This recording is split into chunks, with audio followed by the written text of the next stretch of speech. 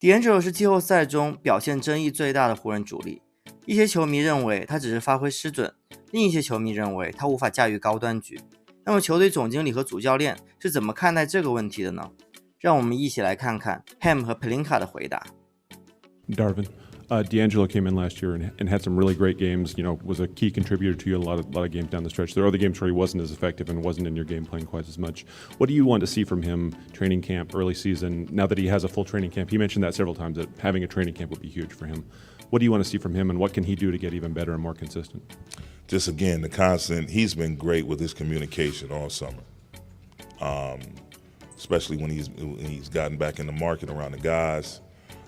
Just seeing him in workouts, seeing him in little pickup games, how he's talking, he's vocal, he's encouraging the new guys, he's talking through things with Brian and AD. They had a couple of workouts together, just the three of those guys. So, you know, just him to continue to be vocal. And, you know, a lot was made about the way things finished against Denver or whatnot, but at the end of the day, we don't get to where we got to without D'Angelo Russell. I'll give you one, Dan, he's our starting point guard. He's our starting point guard, and I'm going to encourage him to be assertive.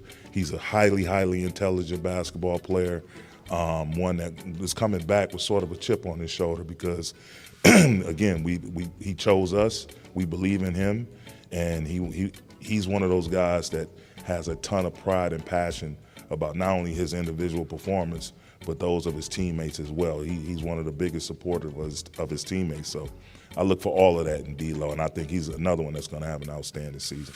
I'll just add to that. I remember Darvin and I sitting in our exit meeting with D'Angelo, and it was coming off the emotional, you know, obviously Western Conference Finals. You lose to the champions, and he didn't get a chance to play as much in that series. And you know, we talked about it. We said, listen, from the time the trade happened until the end of the Denver series, I said, let's look at it as a great honeymoon.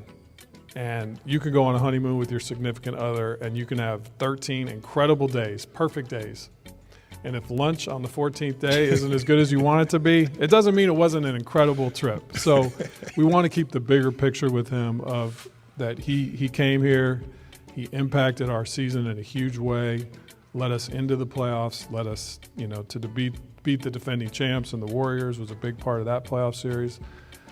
And I will say his offseason has been quietly really impressive.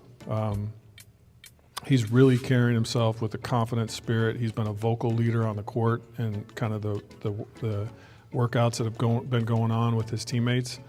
And it looks like he was very intentional, too, about just taking care of his body and adding a little bit of shoulder strength.